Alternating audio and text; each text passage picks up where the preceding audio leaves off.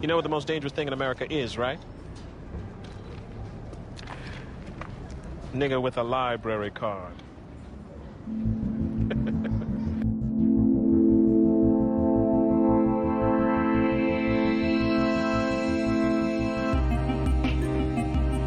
This is the Most Dangerous Thing in America podcast, a show in which we read books by black authors, and they're talked about by a black author, and you can listen. If you are black or not black, that is okay. Back after a long hiatus, talk about that in just a second. First of all, I want to say I will be discussing briefly Tale, Book 1, Knowledge by Yessoh G.D. And then I interviewed him, so there will be the interview following that. But yeah, before we get to that, just the hiatus got busy at school and work. So, that's what happened. And I will be less busy going forward. So hopefully the podcast will be regular again. But yeah, I just got caught up. And so I actually recorded the interview for this podcast like 2 months ago, and it's just been sitting on the hard drive, and I didn't have time to edit it. And I was worried about the audio quality because I couldn't get, Yessoh unfortunately was not able to record his end of it. So it's a Zoom meeting audio quality. I have, my end is recorded from directly into the computer, but his end is Zoom meeting audio. So I've touched up the audio as best I can. I'm not an audio engineer, so did the best I could. But it's an interesting conversation, and we talked about I don't think I used the word magical realism. I think I probably used fantasy, but fantasy and magical realism in modern African and African American literature. His influences, where he's from, what inspirations he drew on, and all of the different myths that go into the book that I will introduce in just a moment. So yeah, a good interview, and he's got an interesting story, and it's the first interview on this podcast. So I think I'm supposed to say I was nervous. I don't really think I was actually nervous, but let's just go with that. Let's go with the nervous thing. And then, okay, so the book itself. So yeah, let's just hop in real quick and talk about the book. It's similar to The Children of Blood and Bone, and I don't think that Yessoh would object to that categorization. We talk about that book in there. So it's similar to that. I think you could also compare it to Marlon James's Black Leopard, Red Wolf. I think I probably messed that up. Red Leopard, Black Wolf, whatever, that series, which is fantastic. I absolutely love it. But the difference is that this is a young adult novel. So this is designed for young adults. It is about a boy whose name is Joel, but I think I'm supposed to do like the Cameroonian. I'm calling it Cameroonian because of Joel Embiid, and so perhaps his name is supposed to be Joel. Yessoh is from the Ivory Coast, as I recall, so he's not from Cameroon. But anyway, Joel is this boy who, like you would suspect in many fantastical novels, does not know that he is got it's not entirely true. He knows that he's different. He's been seeing things his entire life, and he's made the decision to just not say anything about them. And one day, that decision becomes no longer feasible. And so he's thrust into this world where, I don't want to give anything away. I guess it's not giving anything away. It's in the first 100 pages. His family is taken, and probably dead, all of them. And so he is now no longer able to just say, "Oh, these apparitions or things, or whatever. I can ignore them." He can't ignore them anymore. So he now has to face those things, and he's on the run. And he's getting help from friends. So that's his story. While that's happening, there's a separate group of like supernatural detectives, basically. They work at an agency. And one of them is similar to Joel's story, also a novice. So his name is Kobanon. And he's an up-and-coming smart person in the government, right? That's, he's kind of like a think tank type guy. And so basically, he gets drafted into this supernatural detective thing. Like, an event happens outside of Africa. So the book is set in Africa. An event happens outside of Africa, a terrorist attack, and he is drafted into becoming a detective by the prime minister, who's like, this guy's smart, he's up and coming, Kobanon, that's it, you're in. You're going to go on this highly delicate matter with one of our most trusted agents. You are going to go handle this. So they go, and immediately they're off and doing something that is ill-advised. So they go to a maximum security prison and essentially break a sorcerer out of prison to help them track down the whereabouts of a terrorist. So these two storylines are the big two storylines in the book. And it goes back and forth, weaving as you would expect. And there's a lot of African mythical characters and beings from mythology, which is awesome. And yeah, I asked Yessoh about that in the interview.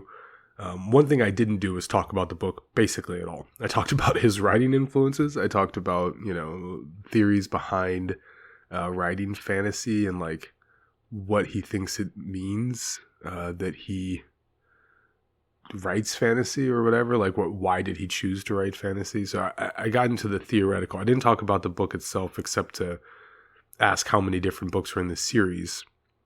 Now, I'm not a young adult fiction fan, so this is not my genre, but I am a huge fan of Black literature in general, and then Black fantasy literature based in African mythos. So Cadwell Turnbull's another one who, in addition to Marlon James and the Children of Blood and Bone, another author writing in this genre. So we talk a lot about that, but not much about the book. But I have just recounted to you the plot of the book. So without further ado, I think we'll just play the interview, which is like 25 minutes or something. And yeah, or 27 minutes. And then I'll pop in at the end. And yeah, I hope you like it. Okay, so here I am with Yessoh G.D.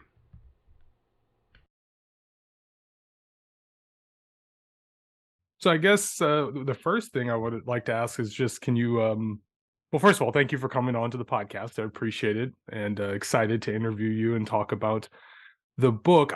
I guess, okay, my first question will be then, how do I pronounce the title? Because when I first got the book, I thought it was Tell, and then I noticed the E is not a traditional E, and then I looked on the website, and now I know that I don't know how to pronounce it. So how do I pronounce the title? Yeah, it's correct. It's Tale instead of yeah, it's Tale. Okay. It doesn't. Yeah, the meaning is not. It has nothing to do with tail, but yes, Tale is the correct Okay. pronunciation. Tale. Okay, good. Yeah, no, I was very close to not even catching that. I was looking at it today, and I was like, "Oh, it's a good thing I noticed." So yeah. Okay, well then, so just more broadly, can you tell us about your background? I guess where you're from, and then more specifically, just how you got into writing. I'm from Ivory Coast. I was born in Ivory Coast, and from the age of around 90, 20, I started going abroad for studies. First in Morocco, and then I continued to India, where I stayed for about 6 years. And there I studied visual effects, 3D animation and visual effects. And later came to Canada to specialize in visual effects and started working in Canada. But it was in India that I started writing the book. From childhood, I was always uh, writing stories. I mean, very weird stories, but it's still stories. But I think um, I always wanted to write um, um, a story which is based on the African culture. And because my upbringing was uh, in that area with African culture, the mask and the pattern, the tradition, um, I thought it would be well, for me, a great thing for me to be able to write a story based on the African culture, even if it's fantastical, at least very grounded into some facts and some stories that not everyone knows about the Africans and the African culture in general. Well, I want to ask more about that, but I'm going to get sidetracked a little bit here because you said you lived in India for 6 years. I lived in China for 10 years, but Oh wow. yeah, but I don't know anything about India. So um, I know you were studying visual effects there, but I guess can you just before we get back to the book and writing, anything can you tell me anything about India that I mean, I wouldn't know anything, so can you just tell me anything about India? That'll be something new to me. I don't know anything about India. Um, I'm not really sure. It's a very different culture, very um, um, contrasty culture, to be to, to, to, to be honest. Very beautiful. I had the chance to have some good friends there, and they allow me to learn a little bit more about India and its culture. But I'll say it's mainly like all the other country that you visit, except the culture is different. You're new into the place, so you try to get accustomed to things. But it was beautiful in a way, and very, very rich. I would say. I think that's the word for me because I got I get to learn a lot of good things, bad things. I got to learn a lot of things. And yes, I think also, though it's not the main reason, I don't know why I got the inspiration from being in India to start writing. I knew I wanted to write the book, but seeing the Indian in their culture and being very, very drawn to what they do and very close to their culture, not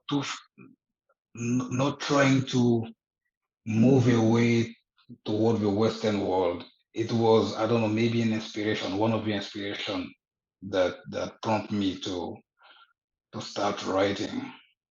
But That's well it's just very, yeah. that was my next question because and I'll have to ask you about Morocco later because I want to visit Morocco. But that was my next question because Tale has a lot of African well, it has a lot of African culture, but it also has a lot of African folklore, specifically like the mysticism, the mystical elements. And I was gonna ask, did you find it difficult to research for the book? Because, if we want to find out about Norse mythology or Greek mythology or Roman mythology, it's in every textbook that we've ever been given for our entire lives. But when you want to find out about African mythology or folklore or the greater uh, diaspora, the greater African diaspora of folklore that's now been spread out to, Brazil or the Caribbean or America. I find it challenging. Was that a challenge for you to research these things, or did you have to research? Did you already know about a lot of the stuff that you've put into this book? Yes and no. Many of these the information that I wrote in the book were already ingrained in such a way because of my upbringing and where I lived in general. But there are information that I need to add, and this information was either while reading papers from African scholar, because that's usually what I like to do. I read books or papers from African scholars. So there was some good information that I could draw from, but at the same time, I wanted, based on my upbringing, based on what I've been taught, which is, to be honest, it's not, I'm not going to say that my parent brought me in such a way that I knew all everything about the African um, uh, um, culture, because I was brought up in the cities. But I was very close when I went to the village of my mother. I was very close to few people who could tell me some stories, or I can see things that was very captivating to me. And being a child, all these information, I'll say, were stamped in my psyche. So it always stayed with me. And I always wanted to do something about it, either writing a story based on it, or writing a paper on it. But I thought a story, because that's what I usually do. I thought a story would be best for me to convey what I wanted to. So yeah, it was a little bit of both. My upbringing and all the document and all the paper. I did a lot of research for sure, because I had to know distances between cities. I had to know exactly what this culture, or this uh, certain type of people did in the specific secluded culture. I had to know a lot of very small detail to be able to give authenticity to the book. So yes, I did a lot of research based on that. Um, so along with that research and with in the last year or two, I've read a number of books with specifically African mysticism and elements in them. Do you think interest in this kind of literature is growing, or do you think it's always been there and we just haven't been, we being me and other people, haven't been paying attention? Or do you think there is some kind of movement now where an interest in African folklore and mysticism and fantastical stories are growing, having an audience that's growing? I think yes. I think there's an interest in books from African and Black author in general. Mysticism, I'm not sure. This is a very niche group, but from what I've noticed, it's not nearly enough. But more and more people are getting the interest, are being drawn to African and and book from Black author. So it's going the right direction, I would say. Um, I don't think it's as large as the interest in the Western books, but people are certainly trying to get to know more about African culture, about the African stories, and African, black book in general, and African books as well. I guess we'll see with time how it goes, but I think there's an improvement for what I've noticed. Yeah, I agree, and I do think it's a couple of different things like you're saying. There's the Black books in general, like Black American literature, which I think, not just literature, but also nonfiction, and a lot of that had to do with the pandemic and George Floyd and all of that. And then I think there Correct. is, yeah, but then I think there's the other stream too, which is Africans of, I like to use the term Africans of the soil, from the continent, writing From about, the content. Yeah. yeah, specifically African things that, Black Americans, number one, haven't experienced, and number two, are probably as blind about as any other American. So, um, I think it's great because it's just connecting us back to something that's been lost.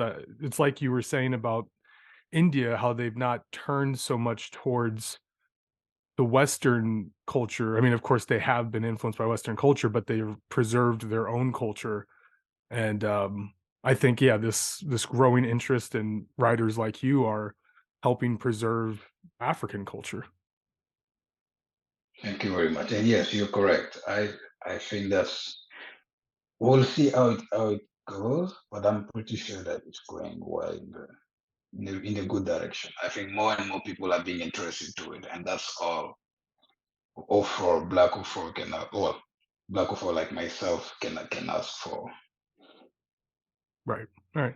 So I wanted to ask. Now, you said you read a lot of African scholars, but what about just on the fiction side? Do you read uh, any contemporary authors that are that are writing like you, or if not like not writing like you or writing in the same genre? Just what contemporary authors do you enjoy specifically from Africa? Like me, maybe I've not. I have yet to find the author. No, to be frank, because I was trying to find African author who writes mystic book. There are some authors, but I'm not sure if I have found one who writes in the way that I do, which could have been maybe a good inspiration, but I didn't find. But I know that there are a lot of book about African magic, good books about well, not I mean um, in a fantastical area. There's a lot of books like Children of Blood and Bone Oh from yes, Tomi Adeyemi, yeah, she's which is, Nigerian, right? yes, Yes. which is yes, it's a great book. We are also like that, but um, yes, I read, and I used to read this kind of book when I was a child. But yeah, to be honest, I was mainly reading books from the Western world. Um, and when I reach a certain age, it's when I reach a certain age that I feel it's better to start reading books from the African world, the African people, and the African diaspora.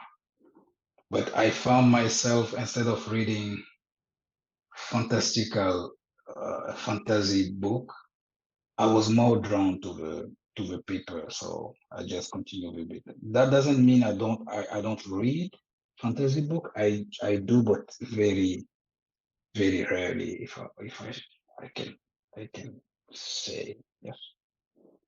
Well, yeah, I was asking the question mostly because I've found I think you're the first African author, like, from the continent that's writing like this. Because I had written down the name Marlon James, but of course he's from Jamaica and lives in America now.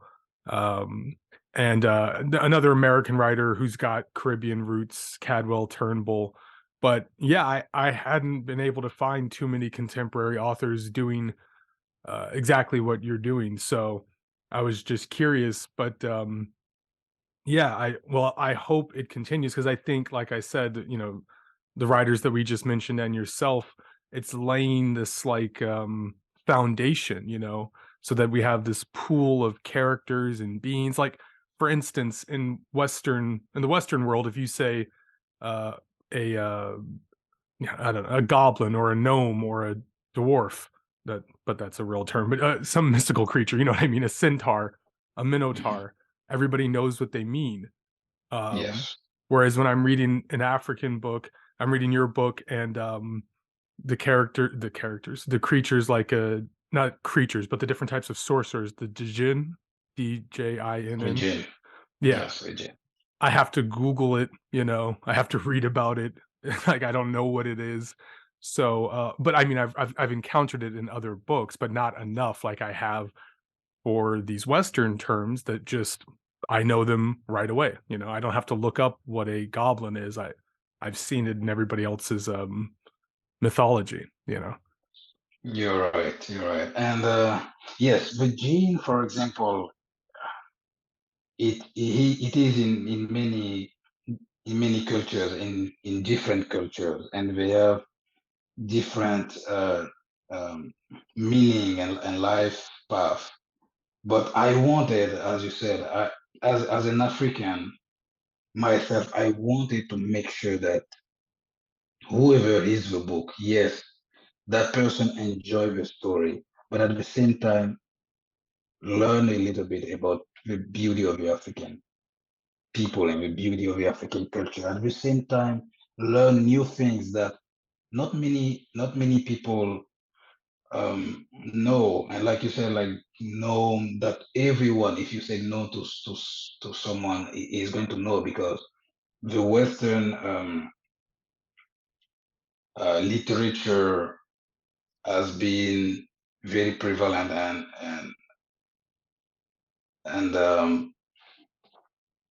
in the wide world, if I can if I can call it like that.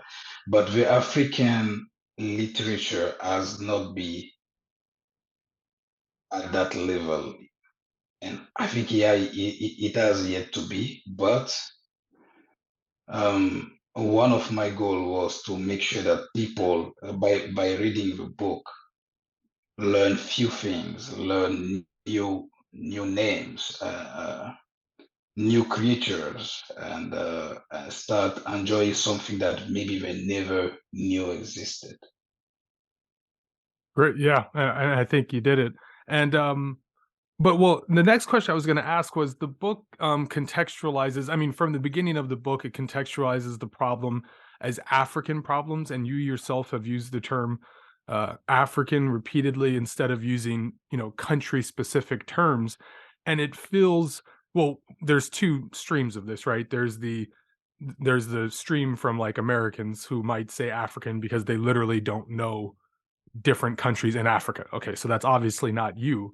So my question is, did you, it seems like there was an intentionality to bring a cohesiveness to the idea of Africa, at least in the book, because everybody's, it starts, I don't think this is a spoiler because at the beginning of the book, with the death of a white minister, the entire continent is on edge. So it seemed like there's a cohesiveness that you were trying to put forward in the book. Um, you know, Obviously the term Pan Africanism is what I'm beating around here. Was that intentional on your part, or am I just reading too much into it? I don't think I'll say intentional. To me, it was just natural to speak that way, to mention Africa instead of a specific country. Because yes, we are in a fantastic world, but in the world that I was building, there weren't um, I don't know how to call it. The world is a bit different, and for what I wanted to do was to make sure that the characters in the book are not secluded by or separated by different countries. Yes, the country are very visible in the book. You can see that there is Côte d'Espérance, there's another country there, but in a way, it's just on the surface. So in the world that the main character are thrown in, everyone in that world knows that the African continent is one and the people in that continent are one.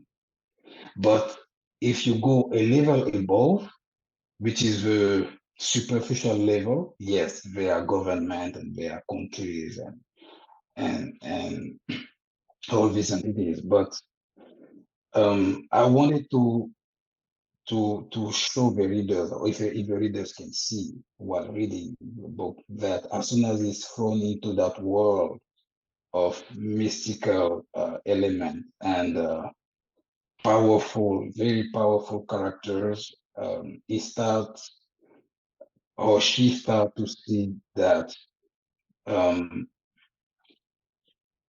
everything in that area is as one block, and I'll say one Africa or one people.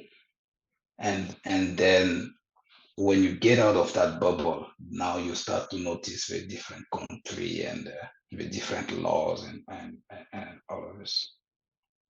I don't know if I was able to answer your question or if it was too No, vague. I'm not sure.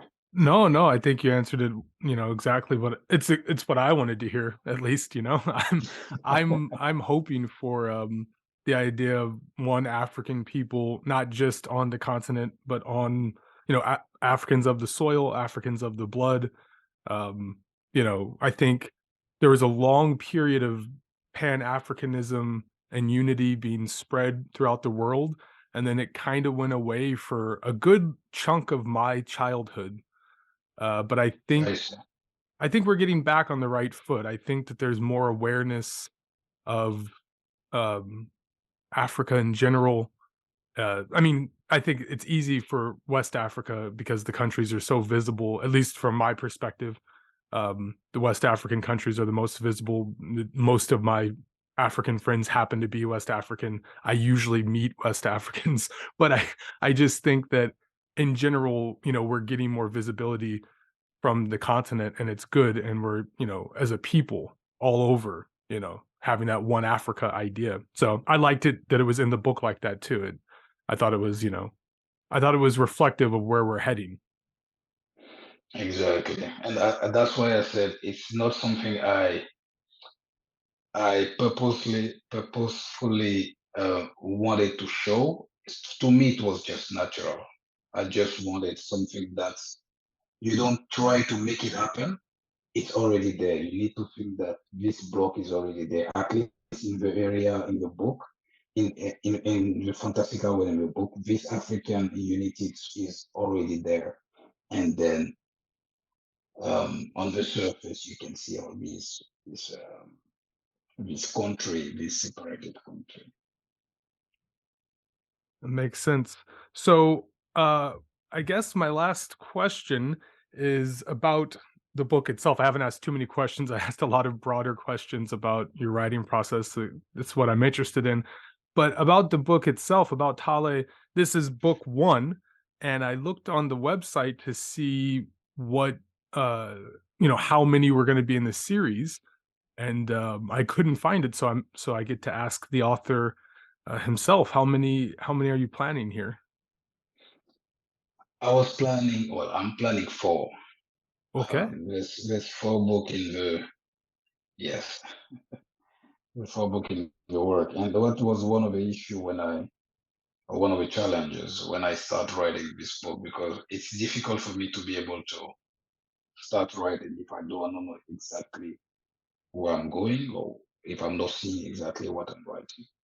So I had to make sure that I could see the four parts first, make sure that all the details are there before I start writing. That's why the first book took very long to be able to finish, but I hope the next one won't take as long.